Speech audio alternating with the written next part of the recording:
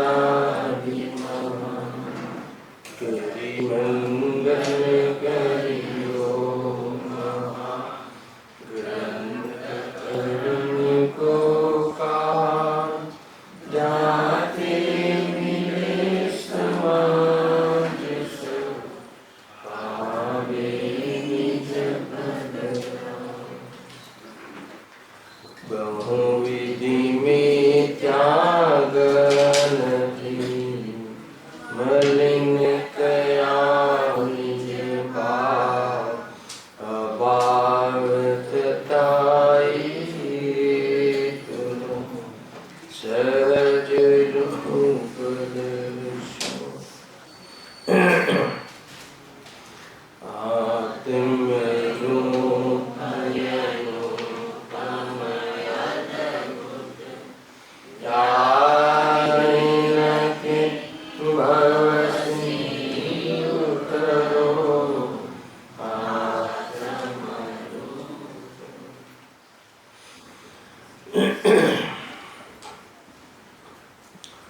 श्री मोक्षमार्ग प्रकाशक ग्रंथ से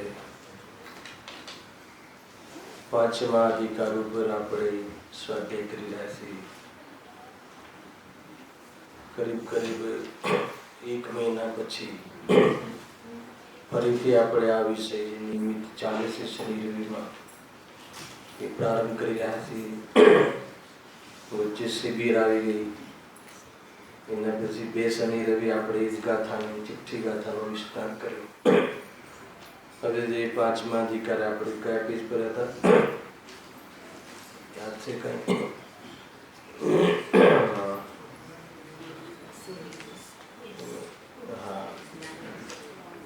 જ્ઞાન યોગની મનસા પર ચર્ચા આપણે પ્રારંભ કરી છે. અન્ય મત નિરાકરણ અધિકારનું નામ છે અને એના અંતર્ગત આપણે જે યોગ મીમાંસા છે એના ઉપર ચર્ચા ચાલી રહી છે. કરીબ એના અંતમાં આપણે આવ્યા છીએ. બરાબર છે? અહીંયા યોગ મીમાંસામાં એ લોકો ભક્તિ યોગ અને જ્ઞાન યોગ એમ 2 પ્રકાર વડે મુક્તિને પ્રગટ કરવાની પદ્ધતિ બતાવે છે. એ લોકો એમ માને છે કે જે ભક્તિ યોગ દ્વારા જીવ મુક્તિનો અનુભવ કરી શકે છે અને જ્ઞાન યોગ દ્વારા. ભક્તિ યોગમાં 2 પ્રકાર કહ્યા હતા, એક નિર્ગુણ વ્યક્તિ અને એક સગુણ વ્યક્તિ. નિર્ગુણ વ્યક્તિમાં જે વિશેષણો કહ્યા હતા અદ્વૈત બ્રહ્મને અનુલક્ષીને કે જે નિર્વિકારી છે, નિરંજન છે, સર્વવ્યાપી છે, મન વચનથી અગોચર છે, શુદ્ધ છે, બુદ્ધ છે, જે પણ જે વિશેષણો કહ્યા હતા એ કોના માટે કહ્યા હતા અને આપણે ત્યાં કોના માટે કહે છે? તો લઈ લે 5 મિનિટ તો વિષય પૂરો.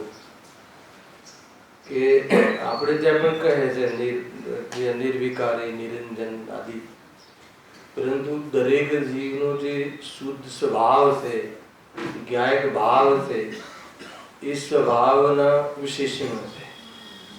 તો એ લોકો એ જ વિશેષણો કોઈ હર આત્માના સ્વભાવ માટે નથી કહેતા. એ જે ગુણ છે એ બધા ગુણ એ એક અદ્વૈત બ્રહ્મ નામની જે વસ્તુ છે એના માટે કહે છે.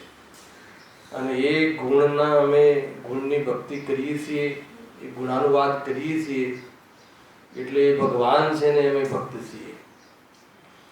કાયમી આ સ્વરૂપ છે કે આપણે તો એમની ભક્તિ કરવાની અને આપણે ભગત બના રહેવાનું અને ભક્તિ કરીને આનંદ લેવાનો. તો કહે છે કે આપણે ત્યાં પણ સર્વકી ભગવાનના ગુણોની ભક્તિ અનુરાગ પૂર્વક કરતા હોઈએ છીએ, પરંતુ એ ભક્તિ મુક્તિનું કારણ એમ નથી કહેતા. તો કમજોરી વશ આત્માર્થી જનોને અને જ્ઞાનીઓને એવા પરિણામ આવે છે. પરંતુ એવો સ્વભાવ મારો છે એવી નિશ્ચય ભક્તિ કરી અને પર્યાયમાં પરમાત્મા પદને પ્રાપ્ત કરવું એ વાસ્તવમાં સાચી ભક્તિ છે.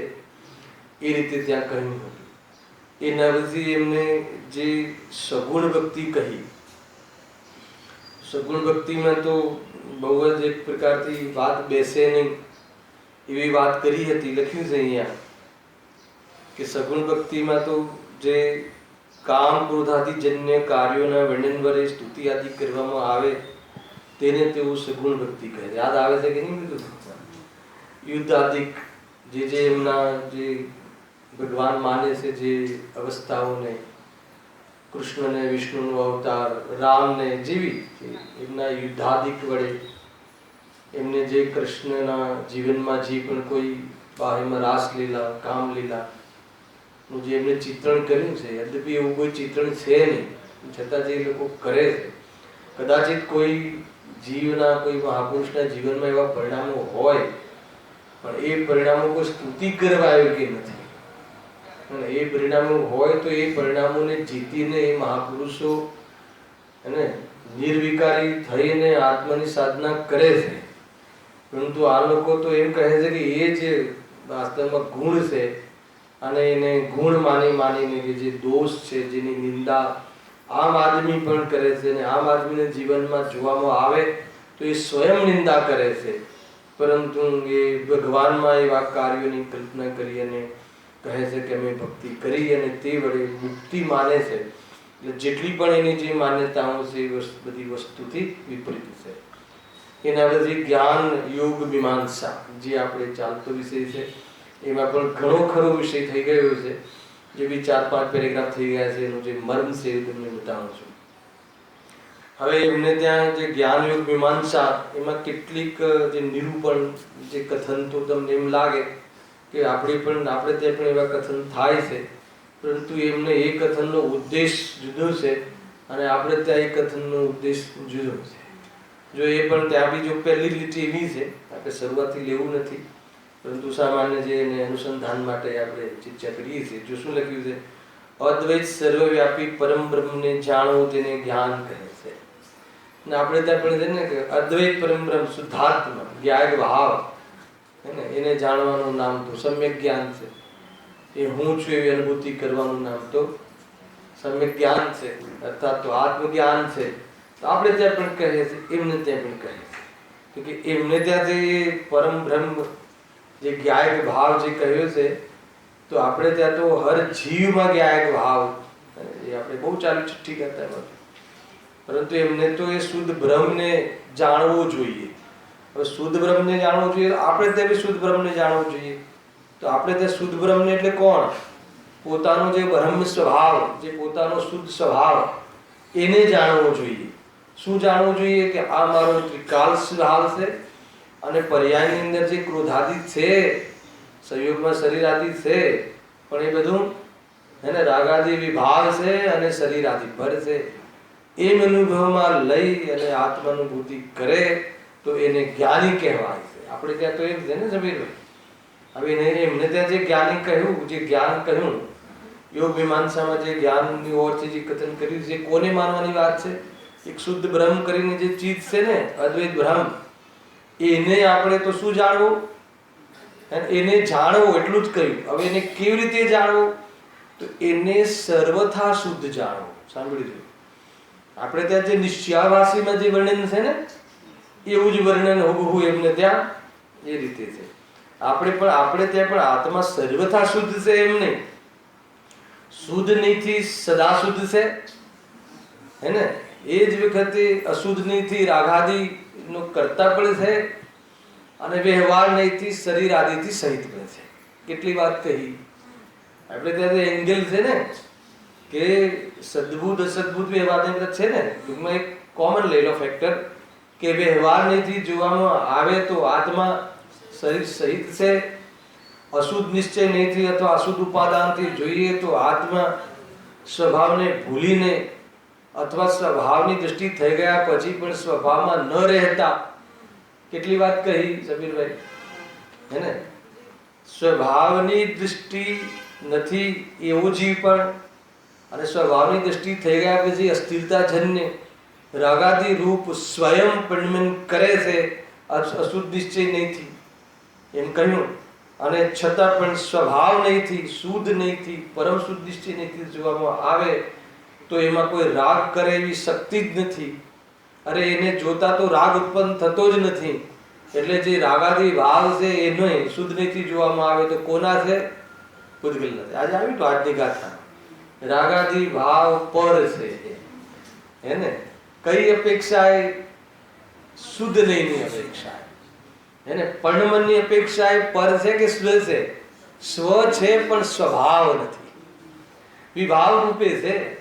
અનેક રીતે આ કથનોને તમે પણ એના પછી અલગ અલગ અર્થ કાઢીને અલગ અલગ એકાંત કરી લે તો એવું એકાંત તો આ લોકો પણ કરે છે. આ લોકો શું કહે છે? આ લોકો કહે કે અમારો જે ભગવાન છે એને એ ભગવાન કેવા છે? સર્વથા શુદ્ધ છે. એટલે ક્રોધ આદિ અને શરીર આદિ તો કોઈ ચીજ જ નથી. આપણે તે પર્યાય માત્રથી ભિન્ન જ્યારે કહ્યું ને છઠ્ઠી ગાથામાં, પર્યાયથી રહી પર્યાય માત્રથી ભિન્ન, પર્યાય જે નામાં છે જ નહીં, એ કોની વાત છે? એ કયા આત્માની વાત છે? અપરિણામી આત્માની વાત છે. પછી એમ કહેવામાં આવે કે અનાદિથી રાગ સહિત પરિણમે છે, તો એ કયા આત્માની વાત છે? તો કે પરિણામી આત્માની વાત છે. તો આત્મા કેટલા છે એક વ્યક્તિ પાસે? ખ્યાલ આવે કે? તો એ જ વ્યક્તિ જે આત્મા છે એને પરિણામીની ઓરથી, પર્યાયની ઓરથી, પોઝિશનની ઓરથી, આ બધી ચીજોની ઓરથી પણ એને જાણવો જોઈએ. પણ એ જાણેલો પ્રયોજનવાન છે, આદરવા લાયક નથી, એ રીતે અનુભવ કરવા લાયક નથી. અને જે અપરિણામીની ઓરથી એને પણ જાણવો પણ જોઈએ, એ પ્રમાણે શ્રદ્ધવો જોઈએ, એ હું જ છું એવી શ્રદ્ધા બી કરવી જોઈએ, અને એમાં લીન થઈને આદરવું પણ જોઈએ, આચરણ પણ કરવું જોઈએ. એનું નામ સાધ્યની સિદ્ધિ છે. આગે આવી ગઈ ને ગાથા 18 17 ગા ચંદ્રકાંત પીકડીમાં આવે છે કે બહુ અદભુત છે ભાઈ. એને જેટલું બને એટલું વેરાથી કોને કોની સાથે લઈને અનુભવ કરવો જોઈએ, પોતાને કઈ ઓરથી અનુભવ કરવો જોઈએ, અનુભવ કરી લેવા જેવું છે હે. નહીં તો એવા ચાન્સ બી નહીં મળે. કેટલી ઘટનાઓ આપણે ત્યાં ઘટી. 3 દિવસથી તો સળંગ એક જ પ્રવચનો ચાલે છે આ પ્રાર્થના સભાના હે ને. એક પ્રવચન કરીને તો આવ્યા નથી ને બીજા પ્રવચન કરવામાં આમંત્રણ આવી જાય છે. એનો શું હે ને? થયું કે નહીં કાલે વળી પાછું હવે એક ઓર પેલું ગજબની વસ્તુ છે. તો એ રીતે એમાં એને કાલે પ્રવચનમાં કહ્યું ને કે ભાઈ એ તો આપણે બી સદાકાલ અહીંયા છીએ, હું ક્યાં છે? તો એ રીતે આપણે હર સમય ભાઈ એક વાત કહી હતી મેં કે આત્માનુભૂતિ માટે તો આ જ સમય છે, એક જ સમય છે, બીજું સમય નથી એવો નિર્ણય રાખો. કોઈ વેપાર આદિ માટે કહે તો એમ સમજવાનું કે ઘણો સમય બાકી છે, એમ સમજવું. ખ્યાલ આવ્યો કે ભાઈ જો એક ઓફિસ કરવી છે, થોડું એક્સપાન્ડ કરવું છે, તો એને શું કહેવું? એ તો બહુ સમય છે, કરીશું ને પછી. આત્માનુભવની વાત આવે તો પછી કરીશું એમ નહીં, હાલ, કાલે નહીં, અહીંયાથી જઈને બી નહીં, હાલ. અને અનુભવમાં શું કરવાનું છે? જે હું છું એવું માનવાનું છે, અને જે હું નથી એને મેળવીને અનુભવ કરવા જેવું નથી, જાણવા જેવું છે કે કર્મને લઈને આવી બધી અવસ્થાઓ થાય. કેટલી સરસ વાત છે. અને આ અનુભવ કરીને અહીંયાથી ઉઠે તો એ સ્વરૂપમાં રહે તો બાકીની બધી જ અવસ્થાઓનો જ્ઞાતા દ્રષ્ટા રહીને આનંદમાં રહે. બાકી તું બસ એને હર જગ્યાએ બસ ક્લેશને જ પ્રાપ્ત થશે. આમ છે ને આ તેમ છે, જલ્દીથી જલ્દી કરવા જેવું છે.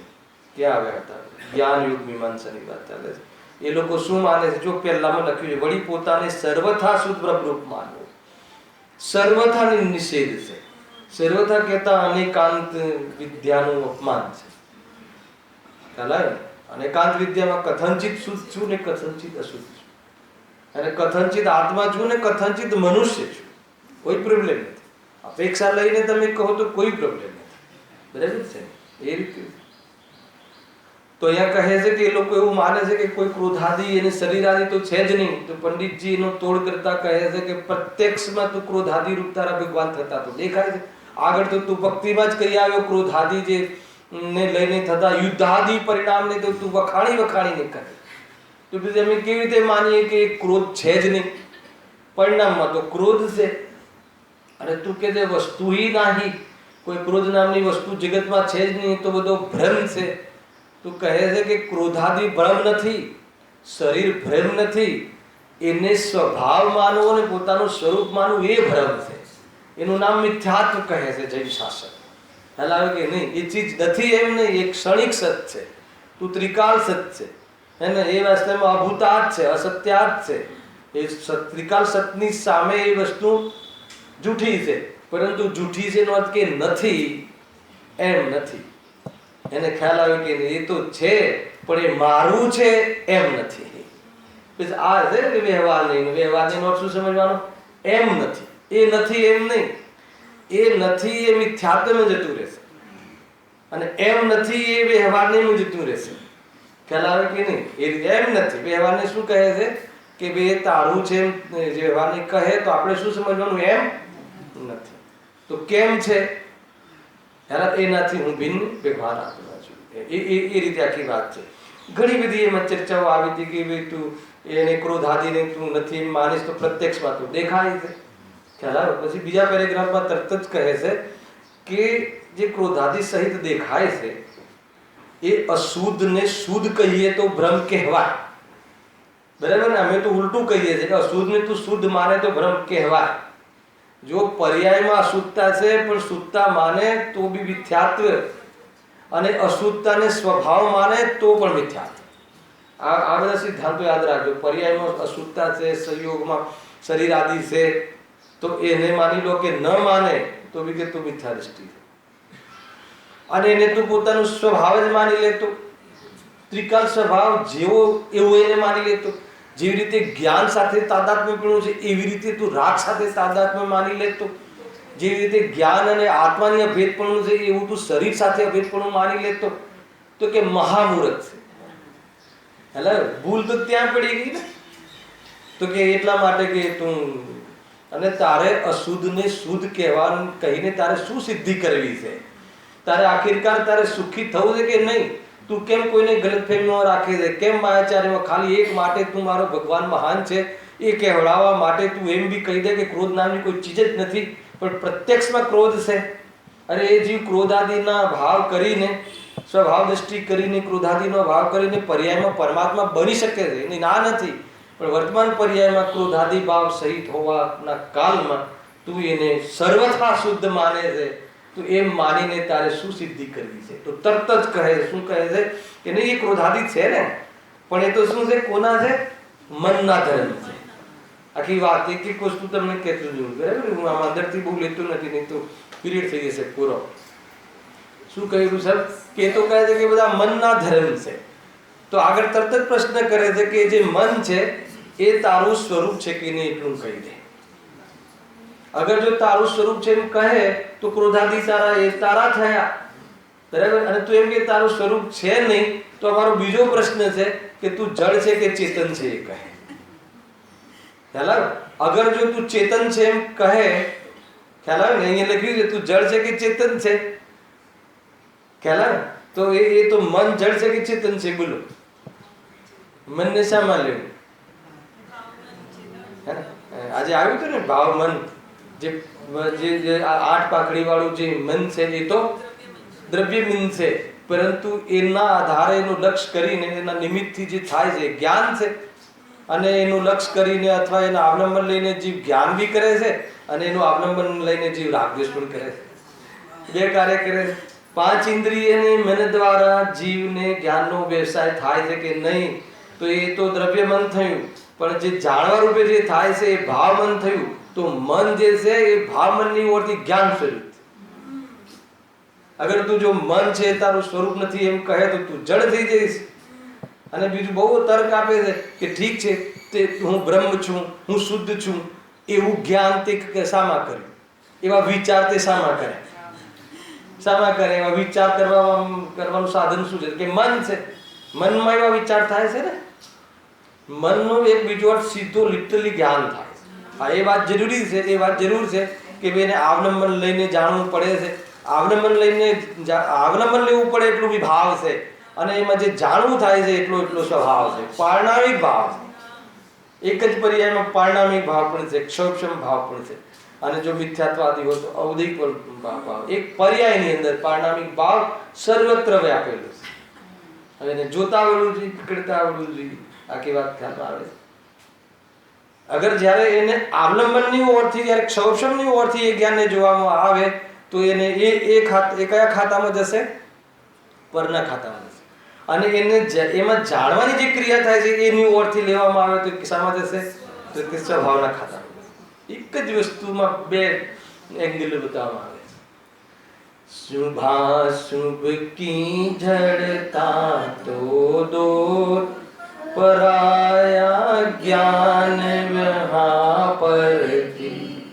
પરાયું જ્ઞાન સૌક્ષમ જ્ઞાન કહ્યું. પરાયું જ્ઞાન એટલે અવલંબન લઈને જાણવું પડે છે. ખંડ જ્ઞાન છે તો એ જે બધું એ જ્ઞાનનો ઓરિજિનલ સ્વભાવ નથી. એમાં જાણવું જે થયું છે એ ઓરિજિનલ સ્વભાવ છે. અગર એને પકડે તો આ ખંડ અને જે ક્ષૌક્ષમ ઉપરથી દૃષ્ટિ હટી જાય અને એમાં જાણવામાં આવતા જ્ઞો પરથી દૃષ્ટિ હટી જાય એને તો જ્ઞાન સામાન્યનો આવિર્ભાવ થઈ જાય તો એ જ્ઞાયક્ષમ અનુભવ કરી લે તો એ વાસ્તવમાં જ્ઞાનાનુભૂતિ છે, એ આત્માનુભૂતિ છે, એ જ્ઞાની છે. આખી મેથડ આ રીતે ત્યાં જ અનુભવ કરવાનો છે. કોઈ બહાર જવાનું, અંદર આવવાનું, આંખ બંધ કરી દેવાની, બીજે જોવાનું, ત્રીજે જોવાનું, ના જોવાનું, થોડું જોવાનું, ઓછું જોવાનું, એવું કાંઈ છે જ નહીં. જાણવું જે થાય છે ત્યાંથી તું તારી સ્થાપના કરી લે, લક્ષણથી લક્ષથી અભેદ અનુભવ કરી લે તો કહે છે કે જાણવામાં આવતા જે ભેદો છે એ ભેદો બધા તું પી જઈશ, ભેદો બધા સમાઈ જશે. ભેદો એટલે વિકલ્પ પટી જશે.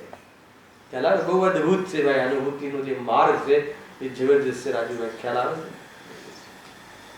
તો કહે છે કે તું જે કહે છે ને એમ તું આને તું કહે કે ભાઈ જડ સ્વરૂપ છે, મન જડ સ્વરૂપ છે તો બી વાત બેસતી નથી. કેમ કે તે નિર્ણય તો તે એમાં જ કર્યો છે. તું જડ સ્વરૂપ છે એમ કહીશ તો તે નિર્ણય શામાં કર્યો? તો કે એ મન જે છે ને એ જ્ઞાન છે. બહુ ચાલે છે આજકાલ ચર્ચાઓ, બહુ ચાલે છે. ભાઈ અપેક્ષાઓ આપીને તમે એને જડ બી કહી શકો, અપેક્ષા આપીને તમે એને સ્વભાવ બી કહી શકો, અપેક્ષા આપીને તમે એને પારણામિક ભાવ કહી શકો. એક જ પર્યાયની અંદર બધી જ વસ્તુઓ ઘટિત થાય. એંગલથી જોવાની વાત છે. કયા એંગલથી જોવું? એક જ વ્યક્તિને તમે પપ્પા કહી શકો, એક જ વ્યક્તિને તમે પિતા કહી શકો, એ જ વ્યક્તિને તમે પુત્ર કહી શકો કે નહીં? પિતા પુત્ર એક જ સમયમાં, એક જ વ્યક્તિ એક જ સમયમાં બધું છે કે નહીં? જ્યારે પિતા છે ત્યારે પુત્ર છે કે નહીં? અને પુત્ર છે ત્યારે પિતા છે કે નહીં? હે ને? નહીં તો 10 થી 12 પિતા અને 12 થી 2 પુત્ર, એવું છે. તો એંગલથી જોવાનું. આ એંગલથી જોઈએ તો આમ છે, આ એંગલથી જોઈએ તો આમ છે. અને દરેક એંગલથી જોયા પછી એમાં રિયાલિટી શું છે એની ઓરથી જોઈને એને મેળવીને અનુભવ કરે તો જે બાકીના જે કન્સેપ્ટ છે હે ને એ ટેમ્પરરીમાં જતા રહેશે. એટલે એને પછી બહુ એગ્રેસિવ પણ નહીં આવે કે એ તો રોલ છે, છોડી દે એને. એ કોઈ એને લઈને અનુભવ કરીને મરવા જેવું બસ આટલું જ અનુભૂતિ કરવામાં કોઈ બહુ એમ જે રીતે છે એ રીતે સ્વીકાર કરવાનું નામ સમ્યક જ્ઞાન છે.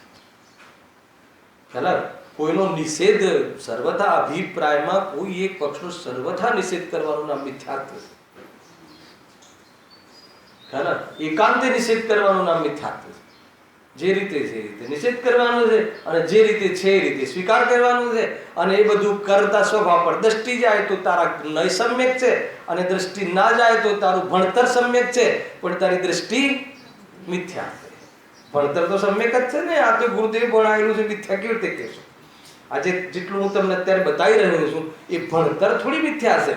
હું એ રીતે ઘણું નહીં તો હું મિથ્યા દ્રષ્ટિ થઈ શકું છું, પરંતુ ભણતર જે છે બતાવેલું જે મેટર છે એ મેટર તો સાચી છે. ખ્યાલ આવે ને? બહુ અદભુત છે, માર્ગ અદભુત છે. અને આપણે તો ભણતરનું કામ છે એના માનો કે તમને ભણતરથી સંબંધ છે, મારા સમ્યક દર્શન મિથ્યા દર્શનથી તમને સંબંધ નથી.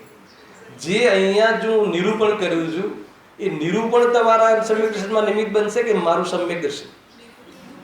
તો પછી શું વાત છે? સાના ઝઘડા છે? સારી મેટર છે? સાનો ક્લેશ છે? ગુરુદેવશ્રી ક્લેશ મટાડવાનું મતલબ કે આપણને થાળ આપીને આહવાન કરીને ગયા, આપણે ન સમજ્યા. ખ્યાલ આવે કે નહીં? ભાઈ બહુ દર્દ છે. આ તો બધા જે ચાલે છે રાગના દર્દ છે. એવું શું કહે?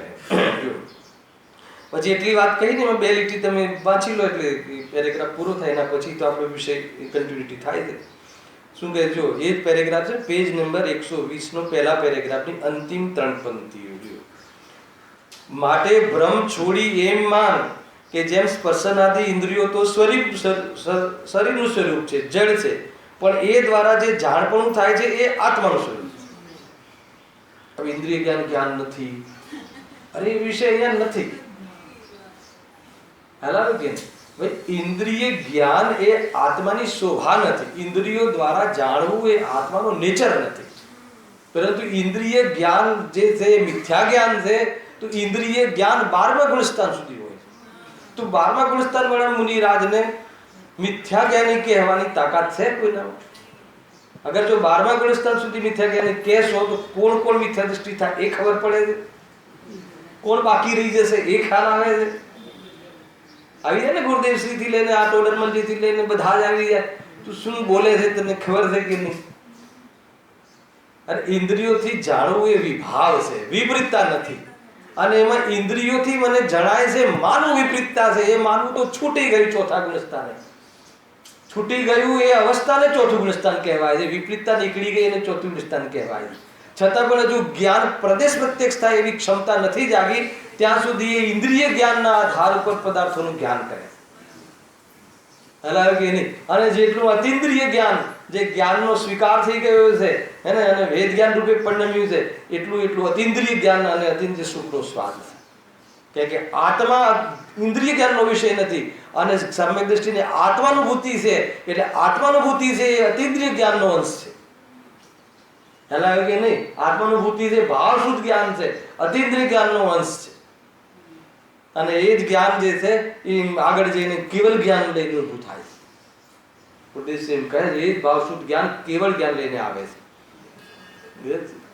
બધી જ વાતો ક્લિયર છે, કોઈ જગ્યાએ અનક્લિયર નથી. બસ હવે જેને પછી એમાંથી કોઈ ખાંચા કાઢવા હોય તો બી અહીંયા નહીં તૈયાર છે. બતાવું શું સાંભળવું છે તારે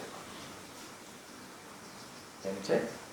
જો આગળ શું કહે છે જુઓ. હવે મનથી વાત છેડી છે ને તો એને કહે છે તેને મન પણ સૂક્ષ્મ પૂતગલ પરમાણુનો પુંજ છે. જે આજનું પ્રવચન આવ્યું હતું 8 પાંખડી વાળું, બરાબર? અને તે શરીરનું જ અંગ છે, બરાબર છે, દ્રવ્યમય. પણ તે દ્વારા જાણપણું થાય છે. અને અને બીજું શું લખ્યું? કામ ક્રોધાદી ભાવ થાય છે. કોના દ્વારા થાય છે? મન દ્વારા. અને મન દ્વારા વિચારમાં જાણવું પણ થાય છે. અને વિચારો મોહથી જોડાય અને ક્રોધાદી ભાવ કામ વાસનાદીના ભાવ પણ એક જ્ઞાન સાથે જોડાઈને કરે છે. તો આ બંનેને શું જાણવું? શું લખ્યું છે? ચોપડી નથી લીધી આજે? અચ્છા, ચોપડી છે નહીં અહીંયા, કોઈ વાત નહીં. એ શું લખ્યું છે? તે સર્વ કે જડનું હવે આત્માનું કહે છે. હવે જુઓ, હવે આગળનો પેરેગ્રાફ. જે ચીજને આત્માથી વાંધો નહીં છે તે તો લઈ લે. હવે વાંચવું છે ને આપણે ચોપડીમાં. જો હવે જે ચીજ સાથે ભેદ જ્ઞાન કરાવવાનું છે એ પહેલા આત્મા સાથે અભેદ છે. એ અભેદ છે એ તો નક્કી કરો તો પછી ભેદ કરાવવાની વાત આવે છે ને. આત્મામાં હોય જ નહીં તો પછી ભેદ જ્ઞાન શું કામ કરાવો છો? કે જુદું છે એમ શું કામ કહેવું પડે? બે સાથે હોય તો જુદું છે એમ કહેવું પડે પેલા. એટલે અહીંયા પંડિત જેમ કેમ કહેશે કે તું જુદું માને છે ભ્રમ છે. એ કઈ અપેક્ષા? એ પરિણામી દ્રવ્યની અપેક્ષા, પર્યાયની અપેક્ષા, વ્યવહાર અપેક્ષા, અશુદ્ધ નિશ્ચયની અપેક્ષા, હે ને? એ આત્માથી કેવું છે? રાગ આત્માથી કેવું છે? ભિન્ન છે કે અભિન્ન છે? અહીંયા અભિન્ન છે લેવું પડશે અને ભિન્ન છે ક્યાં લેવું પડશે? અહીંયા છે. અહીંયા સ્વભાવની વાત હાલ કરું તો ભિન્ન છે. અને પરિણામની અપેક્ષા તો આત્મા જ પરિણમ્યો છે ને કોઈ બીજો પરિણમ્યો છે? શરીરના રાગ રૂપે શરીર પરિણમ્યું છે કે આત્મા પરિણમ્યો? અરે પરિણમ્યો ના હોત તો એ જુદું છે, એ તું નથી, એ ખોટો ભાવ છે, એ શું કામ ભેદ જ્ઞાન કરાવવાની જરૂર શું હતી? વાત ખ્યાલમાં આવે છે કે નહીં ભાઈ? હે ને? એવું અભિન્ન નથી કે જેવું જ્ઞાન અને આત્મા છે. અને રાગ આદિ એવું ભિન્ન નથી કે જેવું ગૌ અને કાકરા છે. શું કહ્યું? એવો રાગ ભિન્ન નથી કે જાણે રાગ ખુરશીની જગ્યાએ પડ્યો છે ને આત્મા અહીંયા પડ્યો છે, એવું નથી. અને એવું અભિન્ન નથી કે જેમ જ્ઞાન ત્રણેય કાળે તન્મય છે એવું તન્મય પણ નથી. જ્ઞાન નિત્ય તાદાત્મ્ય છે અને રાગ અનિત્ય તાદાત્મ્ય છે. અને શરીર સહયોગસિત શરીર છે હે ને. એ દરેક વસ્તુના શું રિલેશન છે. અને સ્વભાવની ઓરથી જોઈએ તો આ બધા સંબંધો કેવા છે? જુઠ્ઠા છે. કેમ જુઠ્ઠા છે? કેમ કે એ સ્વભાવમાં નથી. બધા જ સંબંધો ચોકડી લાગી જાય જ્યારે સ્વભાવની સામે જોવે. અને આ સંબંધો જોઈને તો આચાર્ય કહે છે એકવાર સ્વભાવમાં જઈને જો તો આ સંબંધોનું શું મહત્વ છે એ તને ખ્યાલ આવશે. ખ્યાલ આવે કે નહીં? તું બધી સંબંધોને લઈને તું તારું ક્યારેક પ્રાઉડ ફીલ કરે છે, ક્યારેક તું હીનતાનો અનુભવ કરે છે, ક્યારેક તું માથે મોહ ચડી જાય છે તો તું બેહોશીમાં કાંઈ પણ બોલે છે તો કહે છે કે આ બધું બકવાસ છોડ દે. ગજબ છે. આજે કંઈક આવ્યું તો એક સરસ વાક્ય આવ્યું હતું હે ને કે તું લક્ષ્મી છે, સ્ત્રી છે, એ પર છે ને પોતાનું માને તો શું છે? ગુનેગાર. બહુ સરસ શબ્દ આવ્યો. ગુરુદેવસિંહ શું કે ખબર છે કે જે અનૈતિકતાની વાત નથી, સાંભળ્યું, એમાં ભાવ શોધો. એ કહું કે જે સમાજ માન્ય છે હે ને, વાસ્તવમાં કુટુંબો દ્વારા માન્યતાથી તારું લગ્ન થયેલું છે. અને એવું નથી કે તું કોઈ અન્ય રીતે તું કોઈ બીજી ખોટી રીતે તું પત્નીને લઈ આવે, એમ નહીં. બાકાયદા બરાબર ઉત્સવ મનાવીને કોર્ટમાં મેરેજ, કોર્ટના અનુમતિથી, કુટુંબની સમાજની અનુમતિથી, પૂરા કુટુંબની અનુમતિથી તે લગ્ન કર્યું છે. એ પત્નીને તું તારું માને એ ગુનેગાર છે. આવે છે આખી વાત. એ વાસ્તવમાં અધ્યાત્મ દ્રષ્ટિએ તું ગુનેગાર છે. એ ચીજ તારી કઈ રીતે થઈ? ખ્યાલ આવ્યો? અરે એના પ્રત્યે લક્ષ કરીને તું જે રાગ તારો માને છે ને એ પણ તું ગુનેગાર છે. કેમ કે એ બધી ચીજો પરમાર્થથી તારી નથી. ખ્યાલ આવે? આખી વાત સમજમાં આવે છે. હવે ચંડાનો યોગ આવે તો જુદી વાત કરશે. ચંડાનો યોગ એટલે આચરણ યોગ. મૂળ જે સ્થિરતાના યોગની વાત તો બહુ ઉત્કૃષ્ટ યોગ છે. એમાં જે પરમાર્થ છે તો પરમાર્થ પ્રાયશ્ચિત, પરમાર્થ ચારિત્ર, પરમાર્થ પ્રતિક્રમણ, નિયમ સાધન, એ વાત તો બહુ ઊંચી વાત છે. પણ જ્યારે આચરણ કરવાની વાત આવશે, જ્યારે તો સદાચારની વાત આવશે તો સ્વસ્ત્રી, પરસ્ત્રી, સ્વધન, પરધન, ભક્ષ, અભક્ષ, બધી વાત આવશે. એનો વિવેક રાખજે. આવે છે કે નથી આવતી આ બધી વાત? અને અહીંયા તો કે સ્વસ્ત્રી, પરસ્ત્રી શું? સ્ત્રી અને આત્મા બે ભિન્ન છે માન લે. પહેલો અહીંયાથી તું ખૂટો ગાળે. પછી તને રાગ આવે તો એ રાગમાં જે પછી રાગમાં વિવેક રાખીને જે નૈતિકતા રાખવાની છે એ પછીની વાત છે. ખ્યાલ આવે કે નહીં? દૃષ્ટિ વિશે તું પહેલા સમજી લે. એ રીતે આખી વાત એ પ્રમાણે છે. તો અહીંયા શું કહે છે કે એટલા માટે એ કહે છે કે એ બધું સર્વ આત્માનું સ્વરૂપ છે, પરંતુ એ કોઈ સ્વભાવ નથી. હવે જો નીચેનો પેરેગ્રાફ ત્યાંથી કરીબ કરીબ આપણે અહીંયા સુધી આવ્યા હતા. હવે જે બી 20-25 મિનિટ છે ત્યાં એ વિષયનું આગળ ચલાવો. વિશેષતા એટલી છે કે જાણપણું તો નીચ સ્વભાવ છે. કયું? મન દ્વારા જાણપણું થાય છે શું છે? નીચ સ્વભાવ. હવે આમાં તમે બે ફેક્ટર કરી નાખો કે જાણવાની ઓરથી જુઓ તો નીચ સ્વભાવ છે અને જાણવાની પદ્ધતિની ઓરથી જુઓ તો વિભાવ છે. જ્ઞાનમાં વિપરીતતાની, જ્ઞાનનું જ્યારે ઓનલી જ્ઞાનની વાત ચાલતી હોય ત્યારે વિપરીતતાની વાત નથી. એમાં શ્રદ્ધાને ભેળવીને અગર જ્ઞાનની ઓળખાણ કરવી હોય તો શ્રદ્ધા વિપરીત તો જ્ઞાન વિપરીત, અને શ્રદ્ધા સમ્યક તો જ્ઞાન સમ્યક. આખી વાત ખ્યાલમાં આવે છે સમીરભાઈ? જ્યારે જ્ઞાનની જ મેટર ચાલતી હોય ત્યારે તું શ્રદ્ધાને વાત નહીં કર. જ્યારે જ્ઞાનની વાત ચાલતી હોય તો સમ્યક મિથ્યાના ભેદ જ્ઞાનની ઓરથી જ્ઞાનમાં નથી. હે ને? જ્ઞાનની ઓરથી સ્વભાવ જ્ઞાન ને વિભાવ જ્ઞાનનો ભેદ છે. તો જે જાણવું જે થાય છે લક્ષણ, એક તો એ સ્વાભાવિક પર્યાય છે જ્ઞાનની, અજ્ઞાનીની પણ. અને બીજું પ્રગટતાની અપેક્ષા જોઈએ તો કેવલ જ્ઞાન સ્વભાવ પર્યાય છે. સાંભળજો બરાબર. અને બાકી જે ઔદૈક અજ્ઞાન છે અને અલ્પ જ્ઞાન છે એ બધું વિભાવ છે. કેમ કે એમાં જાણવાનું જે થાય છે એ જાણવાનું સ્વચ્છ નથી હોતું, સ્પષ્ટ નથી હોતું, મલિન હોય છે. અને ઇન્દ્રિયોના માધ્યમથી અગર પદાર્થોનો બોધ કરવામાં આવે તો જેવો પદાર્થ છે એવું જણાતું નથી. ત્યાં સમ્યક મિથ્યાના કોઈ ભેદ નથી જ્યારે જ્ઞાનની વાત ચાલતી હોય. ભાઈ આ વાત સમજવા જેવી છે. ને તો નહીં સમજાય આખી વાત બહુ. પણ જ્યારે સમ્યક દર્શન, જ્યારે મોક્ષ માર્ગની વાત આવે તો અપૂર્ણ જ્ઞાન પણ અગર જો વેદ વિજ્ઞાન સહિત સાચી શ્રદ્ધા સહિત હોય તો એને સમ્યક કહેવાય છે. અને જ્ઞાન અપૂર્ણ રહેવા છતાં પણ પૂર્ણ સુખની પ્રાપ્તિ જીવ કરી શકે. આ બધી વાતો બધાને એટલા માટે સુખ પ્રયોજન છે અને જ્ઞાન લક્ષણ. જ્ઞાન પ્રયોજન નથી. અત્યારે શું થઈ ગયું છે? જ્ઞાન અને સુખ એની તો ખબર જ નથી. અત્યારે શું થઈ ગયું? જ્ઞાન વિદ્વતા. આ કાઢી લઉં ને બારની ખાલ કાઢીને કહું ને કંઈક નવું બતાવું ને કંઈક આમ પર્યાયમાંથી કંઈક જુદું કાઢીને બતાવું ને પર્યાય આલોક આકાશમાં છે એમ કહીને કોઈ અલગ મારી સ્થાપના કરું ને કરવું શું છે તારે? ખ્યાલ આવે કે તારે અલગ અલગ કોઈ ખાસ બતાવીને ખાસ શું હોઈ શકે? ખાસ તો બસ ભગવાન આત્મા છે. હવે એની ઈર્દ ગીર્દ જે બધી બાબતો છે તું બતાવ ને એમાંથી નીકળવા જંજીરથી છોડાવવા માટેનો ઉપાય બતાવ. વાત પતી ગઈ. ચંદ્રકાંત પીકડીમાં આવે છે કે આજકાલ બહુ વાત આવી ગઈ હે ને. કેટલું સરળ આવે છે ગુરુદેવનું, કાંઈ નહીં, કશું નહીં. જ્યારે પર્યાયની વાત આવે ત્યારે કહે હે ને, બધું જ કહે કે આ પર્યાય પણ તું ક્યાં સુધી રહીશ? અરે સ્વભાવને જોઈએ તો પર્યાય તો અમને દેખાતી જ નથી. આખી વાત સમજમાં આવે છે.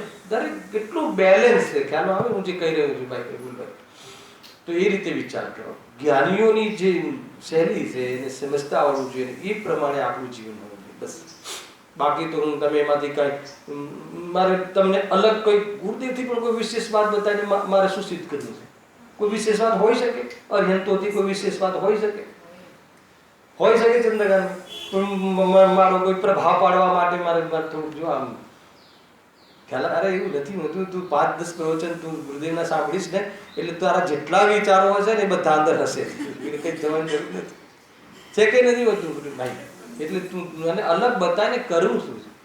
અને પબ્લિક બી આમ એવી અપેક્ષા રાખે છે કે અલગ કાંઈ છે. અરે અલગ કાંઈ નથી. આપણને ખબર નથી એટલે અલગ લાગે છે. ખ્યાલ? અલગ હોય કોઈ વસ્તુ જે હોય એ જ હોય. ગાથામાંથી બીજું શું આવે? બરાબર ધ્યાન રાખવા જેવું છે ભાઈ. આપણે આપણું અહિત જાણવાનું, અહિતથી બચવું છે. સમજી લેવું જોઈએ શું કહેવા માંગે. હવે જુઓ, વિશેષતા એટલી છે કે જાણપણું તો નીચ સ્વભાવ છે તથા કામ ક્રોધાદિક ઉપાધિક ભાવ છે. આટલું સમજવાનું છે. હવે શું કહે? તેનાથી આત્મા અશુદ્ધ છે. હવે નીચ સ્વભાવથી અશુદ્ધ છે કે કામ ક્રોધાદિક. અને નીચ સ્વભાવમાં બી જે અલ્પ જ્ઞાન છે ને એનાથી તો જીવને અશુદ્ધ પણ કહેવાય છે. વિભાવનું જ્ઞાન કહેવાય છે. કોઈ પ્રોબ્લેમ નથી. પણ જ્યારે અવસર પામીને હવે જો નીચ સ્વભાવ જે કહ્યું છે ને જાણપણું, એમાં જાણપણું તો નીચ સ્વભાવ લેવું, પણ જાણવાની પદ્ધતિ વિભાવ લેવું. કેમ કે હવે બંનેની શુદ્ધતાનો અહીંયા ઉલ્લેખ કર્યો છે. જો તમને બતાવું કેવી રીતે. જ્યારે અવસર પામીને એટલે શું સંકેત? જ્યારે નસીબમાં હોય ત્યારે અવસર પામીને એટલે જો પાંચે સમય લઈ લેવા, ઘટાઈ દેવા. જ્યારે કાલલબ્ધિ પાકે ત્યારે. પણ આપણે તો પુરુષાર્થની વાતથી વાત કરીએ. જ્યારે તું પુરુષાર્થ કરે ત્યારે અવસર પામીને કામ ક્રોધાદિ મટશે. પુરુષાર્થ દ્વારા કામ ક્રોધાદિ મટશે. તથા આગળ શું લખ્યું? જાણપણાને મન ઇન્દ્રિયોનું આધીનપણું મટશે. બોલો, કામ ક્રોધાદિ ની દ્રષ્ટિ ક્યારે મટશે? કામ ક્રોધાદિ ક્યારે મટશે? અને જાણપણાને મન ઇન્દ્રિયોનું આધીનપણું ક્યારે મટશે? ગુણસ્થાનના આધારે શનિવારનો ક્લાસ આપણો નતો તો હું અત્યારે જ લઈ લઉં છું. તો ગુણસ્થાનના આધારે આ 3 પ્રશ્નના જવાબ આપો.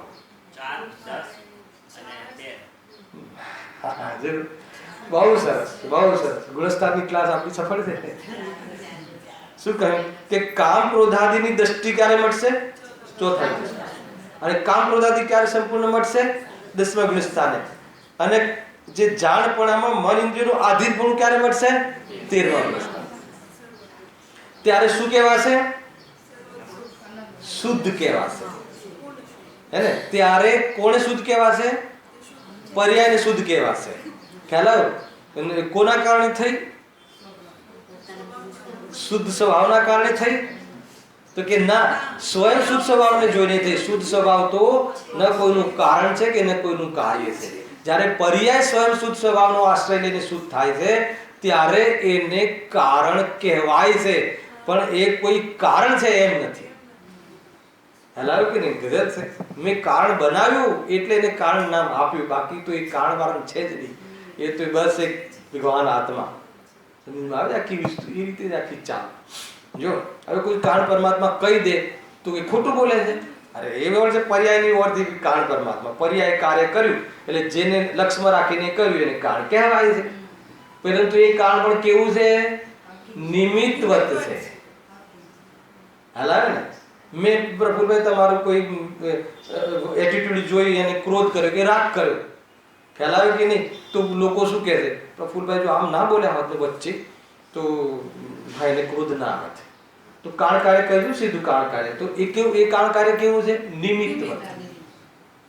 હું સ્વયં કંટ્રોલ ન કરી શક્યો, હું સ્વયં કમજોર છું, હું સ્વયં મારી કમજોરીના કારણે ક્રોધિત થઈ ગયો, પણ તમારું લક્ષ્ય કર્યું હતું, એને મેં જ્ઞેય બનાવ્યું હતું, તમારા એટીટ્યુડને તમારા વર્તનને મેં મુખ્ય કર્યું હતું, એટલે આરોપ આપીને કહેવાય છે કે ફલાણા ભાઈ કરાવ્યું. બરાબર છે કે નહીં? બાકી વાસ્તવમાં તો છે સ્વયં કર્યું છે. તો જેમ એમાં નિમિત્તવત છે એમ શુદ્ધાત્મા પણ હે ને આ પર્યાયની અંદર પરમાત્મા પદ પામવા માટે કેવું છે? નિમિત્તવત છે. નિમિત્તવત છે. અરે અગર જો એ કરાવવા વાળું હોત તો અત્યાર સુધી કેમ ના કરાવ્યું?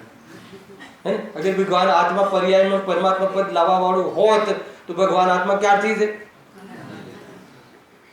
તો પછી આ કાર્ય આજે કેમ થયું? એનો અર્થ કે કાર્યનું કારણ ખરેખર કારણ એ નથી. ખરેખર કારણ તત્સમયની યોગ્યતા, જીવનો એ સમયનો પુરુષાર્થ એમ સમજીને કરીએ. એટલે એનો અર્થ કે જો પરાધીનપણું, આધીનપણું પરથી તો છે નહીં, પણ એક દ્રવ્યમાં પણ આધીનપણું નથી. સ્વયં પર્યાય ચાહે કે મારે મજા લેવી છે તો પુરુષાર્થ કરીને મજા લે, અને દુઃખી થવું હોય તો સ્વયં દુઃખી થાય.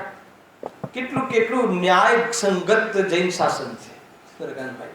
દુઃખનું કારણ બહાર નથી, સ્વયં પર્યાય પોતે એક છે. બહુ અદ્ભુત માર્ગ છે. એટલો આનંદ આવે કે હું સુખી સ્વયં થઈ શકું છું. અરે દુઃખનું કારણ હું જે માનતો હતો ફલાણા કોઈ નથી. દુઃખનું કારણ તારી માન્યતા ખોટી, ભ્રમ, પરદ્રવ્ય સાથે તું કંઈનું કાંઈ કરતા કરમાં પડાનું તારી ગલત ફેરવી, તો તું એ ભૂલી જા તો પેદા જ નહીં થાય દ્વેષ. અને દ્વેષ પેદા ના થયો એની સામે શું પ્રગટ થયું? ક્ષમા. ક્ષમા એટલે વિતરાગતા, વિતરાગતા એટલે આનંદ. એ કોઈ પડી જ નથી.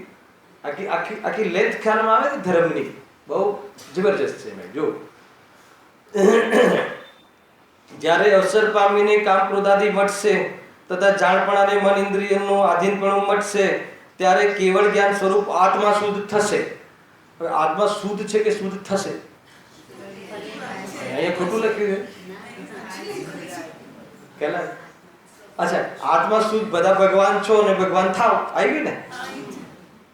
એ છે ને, શુદ્ધ છે અને શુદ્ધ થશે.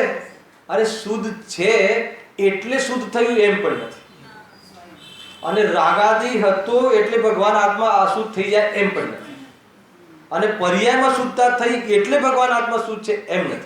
ભલે તે જાહેર કર્યું, એને પર્યાય જાહેર કર્યું કે ત્રણેય કાળે આત્મા શુદ્ધ છે, પણ એટલે શુદ્ધ છે એમ નથી. જાહેર કરીને તે તારી જાહેરાત કરી કોની સામે? લોકોમાં ને. તે સ્વયંને જાહેર કર્યું, અને તે સ્વયંને જાહેર કર્યું, સત્ય જાહેર કર્યું, તો સત્યનું ફળ તને નિરાકુરતા મળી. પણ તે સત્યને જાહેર કર્યું એમાં બીજાને કોઈ નિરાકુરતા થતી નથી. તારી જાહેરાતનું માર્ગદર્શન લઈને સ્વયંને જાહેર કરે તો એ પણ સુખી થઈ જાય. ખ્યાલ આવ્યો? નિમિત્તનું એનું માર્ગદર્શન લઈ અને જે સ્વયંને પોતાની પર્યાયમાં જાહેર કરે એટલે શું? આજ હું છું, અન્ય મારું સ્વરૂપ જ નથી એમ અનુભવ કરે તો એ પણ શું થઈ જાય? નિરાકુલ થઈ જાય. હે ને? નિરાકુલ એ શુદ્ધતાનું ફળ છે. હલાવે ને? આપણે શુદ્ધતા તો સમજીએ, શુદ્ધતાનું ફળ શું છે? નિરાકુલતા. શુદ્ધતા કોને કહેવાય? વિતરાગતા. વિતરાગ, રાગ રહિત થવું પર્યાયમાં એ શુદ્ધતા, અને રાગ રહિત થાય એ જીવ કેવો થઈ જાય? સુખી થઈ જાય. છે કઈ આમાં કોઈ કઈ ગડબડ કે કોઈ કન્ફ્યુઝન છે? કોઈ નહીં હોય તો હાથ ઉપર કરે. આવે છે કે નહીં રાજુભાઈ? કેટલું અદ્ભુત વાત છે. હજુ જો બીજો પેરેગ્રાફ. હવે જે થોડુંક સાંખ્ય મતની ઝલક છે, કેમ કે આ લખ્યું ને એ જ પ્રમાણે બુદ્ધિ અહંકાર આદિથી પણ જાણી લેવા. બુદ્ધિ અહંકાર અહીંયા શું કામ લગાવ્યા? કે એ લોકો 25 તત્વ માને છે. આગળ સેપરેટલી આવવા વાળું છે, હાલ હું ખુલાસો નથી કરતો. તો એ 25 તત્વમાં એક બુદ્ધિ અને અહંકાર આદિ પણ જે તત્વના બે નામ છે. તો અહીંયા બુદ્ધિ અને અહંકાર આદિની જ વાત કરીએ અમે, એમ કહે છે પંડિતજી. એ જ પ્રમાણે બુદ્ધિ અહંકાર આદિ પણ જાણી લેવા. કેવી પ્રકારે? કારણ કે મન અને બુદ્ધિ આદિ એકાદ જ છે, એકાર્થ જ છે. બુદ્ધિ એટલે જ્ઞાન, એટલે મન એટલે જ્ઞાન થયું કે નથી? આગળ બી લીટી આવી કે નહીં? મન તો જ્ઞાન સ્વરૂપ છે. 120 પાનાની પહેલી, બીજી, ત્રીજી, ચોથી, પાંચમી, છઠ્ઠી લીટી જુઓ એટલે કહી દઉં કાલે પછી તમને એવું ના થાય. હવે મન તો જ્ઞાન સ્વરૂપ છે, જડ સ્વરૂપ છે. અને બધી જગ્યાએ થોડીક સ્પીડમાં લીધું છે પણ તમને રહી જાય એવું ના લાગે એટલે બતાવી દઉં છું. આ બધું થઈ ગયેલું છે, મહિનો થઈ ગયો ને પણ એટલે ભૂલાઈ જાય. શું કરે? 1 મહિના પછી છઠ્ઠી ગાથા ભૂલાઈ જવાશે, ફિર છઠ્ઠી. એ જ પ્રમાણે બુદ્ધિ અહંકાર આદિથી પણ જાણી લેવા, કારણ કે મન અને બુદ્ધિ આદિ એકાર્થ જ છે તથા અહંકાર આદિ છે તે કામ ક્રોધાદિવત ઉપાધિક ભાવ છે. આમાં કઈ સમજવાની જરૂર નથી ને, બરાબર છે? જે અહંકાર એ ક્રોધાદિ ભાવનો ભેદ છે અને જે બુદ્ધિ એ જ્ઞાન મનની ઓરથી વાત છે.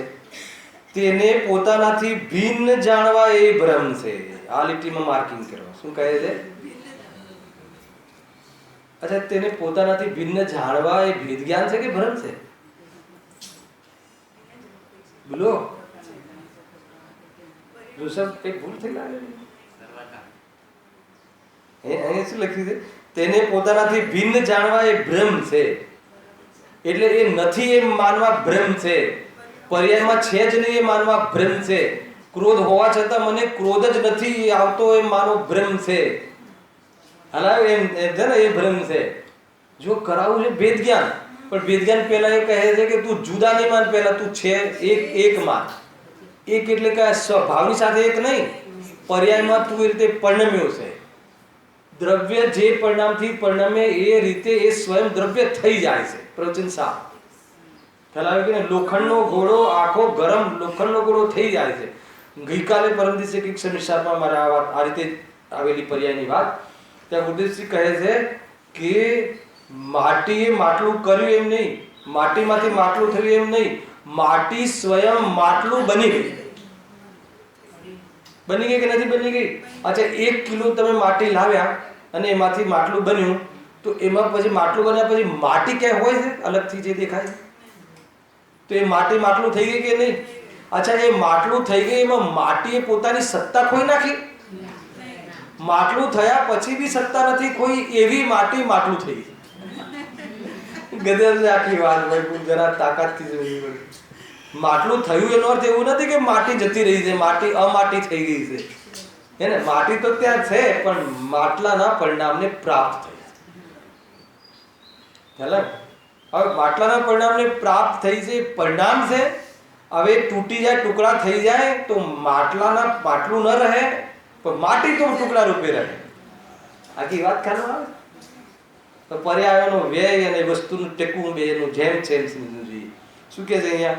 તો કે તું ક્રોધાદી નહીં, તું ના માને તો ભ્રમ છે, ભ્રમ છે. હવે જો આગળ, પણ તે પોતાને છે એમ જાણી, જો પેલા શું પોતાને છે તું સ્વીકાર કર, હે ને? હવે માન લો કે કીધું, તમને કહું કે ભાઈ ક્રોધાદી છોડી દો, પણ તમે કહો ભાઈ જ્યાંથી પ્રવચન સાંભળું છું ને પછી તો ક્રોધ આવતો જ નથી, તો હું તમને ક્રોધથી જુદું થયું અને ક્રોધ તમારો નથી ને ભાવ કરવાનું હું તમને શું કામ કહું?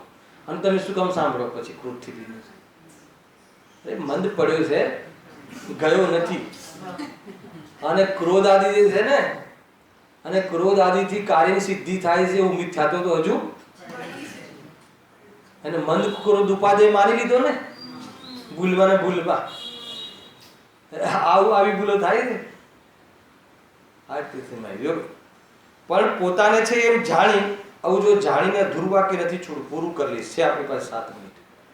ચંદ્રકાંત મેં પોતાને તમે આત્માનું છે, આત્માનું છે, આત્મા પરિણમે છે એમ કહીને કોઈ આત્માને એમાં કોઈ દ્રષ્ટિ કરાવી હોય, હે ને? આચાર્ય આપણને એની દ્રષ્ટિ કરાવી હોય, ગળે લગાવવું હોય, છાતીએ લગાવવું હોય, કે એની કોઈ એની પ્રેરણા આપવી હોય, કે એને કોઈ પ્રેસ્ટિજિયસ કોઈ મેટર હોય, એ કોઈ આત્માની શોભા હોય અને એને કોઈ પ્રાઉડ ફીલ કરવા જેવું હોય, કે એનાથી કોઈ આપણને એને લોકમાં કોઈ એનાથી આપણો કોઈ લાભ થશે એ બતાવવો, એમ નથી. એને એ માનીને શું માનવાનું છે? જો પોતાના છે એમ જાણી, પહેલા તો તને થયું છે એમ માનીને શું જાણવાનું છે? એ ઉપાધિક ભાવોનો અભાવ કરવાનો ઉદ્યમ કરવો યોગ્ય છે, હે ને? પહેલા પોતાના માન, પછી ભિન્ન માન, એમ કહે છે. આ ખ્યાલ આવ્યો? પેલા તું એક માન ને પછી ભિન્ન માન, તે આવું શું કામ કરાવો ડબલ મહેનત? ખ્યાલ આવ્યો? અરે અલગ અલગ વાત છે બે. પેલા એક માન એટલે કે પ્રભુ આવું હું પરિણામોમાં થયો છું, પણ મારો સ્વભાવ નથી, એને તું સ્વભાવ તરીકે અનુભવ નહીં કર, સ્વભાવથી ભિન્ન માન. સ્વભાવથી ભિન્ન માનવાનો અર્થ ખબર છે? તમે જ્યાં સુધી પ્રયોગમાં નહીં આવે ને મજા નહીં આવે. સ્વભાવથી ભિન્ન માનવાનો અર્થ એટલે શું? શું ઉકાળી લીધું ક્રોધ કરીને? કોઈને બરાબર મેં ખખડાઈને શું ઉકાળી લીધું? પેમેન્ટ આવી ગયું હે ને? પેમેન્ટ આવી જાય છે ક્યારેક, તો આવી જાય છે આનંદભાઈ. કોઈને જેને ખખડાવી હોય તો ક્યારેક તો. અચ્છા, ક્યારેક શું કામ આવે? પછી એનાથી આવતું તો દર વખતે કેમ ના આવે? તો ક્યારેક આવી ગયું એના કારણે નથી આવ્યું, ખ્યાલ આવે? અચ્છા, આવી ગયું તો કયો સુખી થઈ ગયો? હવે પાછી કઈ બી છતાં આપ્યું તો ખરું ને, તો પાર્ટી સારી તો કહેવાય જ ને. ફેર આપો માં થાય છે કે નથી રજનીભાઈ? ઠીક છે 6 મહિને આપ્યું, થોડીક આંખ લાલ કરવાથી આપ્યું, આપ્યું તો છે ને. હવે ફેર દુઃખી થાવ, આપો ફરીથી.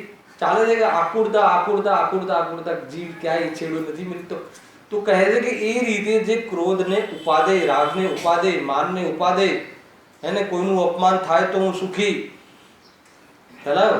કોઈ અહીંયાથી હટી જાય તો હું સુખી, તો એવું જે માને છે અને પછી એની અપેક્ષા રાખે છે, તો એ કહે છે કે એ તું અંદરમાં તું છોડી દે આ બધું, એનાથી તો ક્લેશક થશે.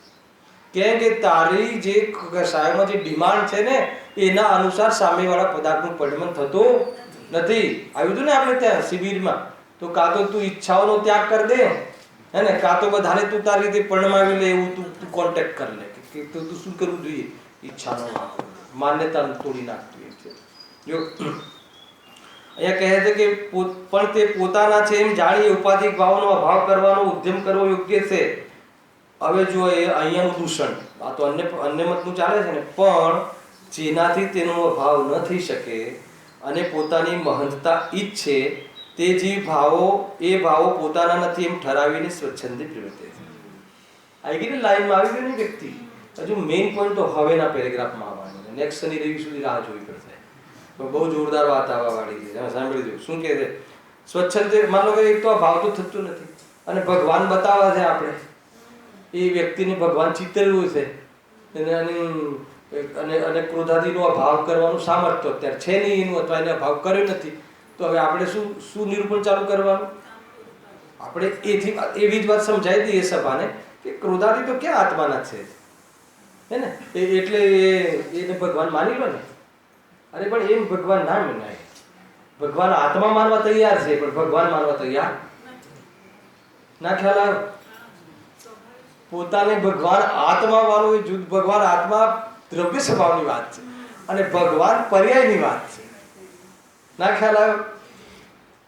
અચ્છા, જ્યારે ક્રોધાદી છે જ નહીં એટલે બધા ભગવાન છે, તો પછી આપણી પૂજા કેમ કોઈ કરતું નથી? જેમ શ્રી મંદિર ભગવાનની ઉપર કરે છે, આપણને કોઈ અર્થ તો ચડાવતું નથી. કેમ નથી ચડાવતું? કોઈ દિવસ વિચાર કર્યો? આ એક વખત જબરજસ્ત સભામાં એક વાર બરાબર સામનો કરેલો છે આવી વાતનો. તમે કહો છો, સાંભળજો, આપણે ભગવાન આત્મા તો આપણા મુખમાં જ હોય છે, હૃદયમાં હોય છે અને જીવનમાં પણ હોય છે. તો કહે કે તમે બધાને ભગવાન આત્મા, મચ્છર બી ભગવાન આત્મા, પશુ બી ભગવાન આત્મા, તો પછી તમારી પત્નીને તમે અર્થ કેમ નથી ચડાવતા? આવો પ્રશ્ન આવે. પત્ની બી તો ભગવાન આત્મા છે ને. આવો પ્રશ્ન આવ્યો ખબર તમને શિબિરમાં એક વાર એને 2 શિબિરો થાય છે ને, તો એક શિબિરમાં આવો પ્રશ્ન આવ્યો. તમને ઈશારો કરી દો તો કહે કે ભગવાન આત્મા એ દ્રવ્ય સ્વભાવની વાત છે અને ભગવાન એ પર્યાયની વાત છે. ભગવાન આત્મા દ્રષ્ટિનો વિષય છે અને ભગવાન પર્યાય પૂજવા માટે છે, ભજવા માટે છે, પ્રગટ કરવા માટે છે હે ને. એ ખ્યાલ આવે આટલી બધી વાતો? ભગવાન આત્મા દ્રષ્ટિ કરવા લાયક છે, એ વાસ્તવમાં પરમાર્થથી પૂજ્ય છે અને વ્યવહારથી પૂજ્ય ભગવાન છે. શું કહ્યું? ભગવાન આત્મા પરમાર્થથી પૂજ્ય છે અને જે પરમાર્થથી પૂજ્ય હોય એનો બહારનો વ્યવહાર ના હોય. જે પરમાર્થથી પૂજ્ય હોય એને બહારનો કોઈ ક્રિયાઓ ના હોય. એ પરમાર્થથી પૂજ્ય હોય એનો અનુભવ હોય અને જે વ્યવહારથી પૂજ્ય હોય એને બહારમાં અષ્ટદ્રવ્ય આદિથી બહારનો વ્યવહાર હોય. તો ભગવાન વ્યવહારથી પૂજ્ય છે, પરમાર્થથી પૂજ્ય નથી ભગવાન. આપણે તો એ પૂજાને જ પરમાર્થ માની લીધી છે. ખ્યાલ આવે કે ના આવ્યો ચંદ્રકાંતભાઈ? એને એ તો વ્યવહારથી પૂજ્ય છે અને ભગવાન આત્મા પરમાર્થથી પૂજ્ય છે. અને એ પૂજા માટે રાત્રિ દિવસનો ભેદ નથી. અને એ ભગવાન માટે તો રાત્રિમાં પૂજા ના થાય, બપોરે મંદિર બંધ રહે, આ મંદિર અને આની પૂજા માટે 24 રાત્રિ કશું જ નહીં. ત્યાં કાલનો ભેદ જ નથી, ત્રિકાલી છે. સમીરભાઈ પકડીમાં આવે છે આખી વસ્તુ. તો કે અને એને એ કોઈને બતાડવા માટે નથી. એ જ્યારે એનો અનુભવ કરે ત્યારે પર્યાય એવી થઈ જાય છે કે લોકો જોવે, પણ એને લોકોને બતાડવાનો ઉદ્દેશ હોતો નથી. આખી વાત સમજમાં આવે છે ભાઈ, હે ને? પછી હવે શનિ રવિ આગળ વિષય લઈશું. જો આ વિષય પકડાઈ ગયો તો આમાં ચર્ચા થશે. સહેજાનંદી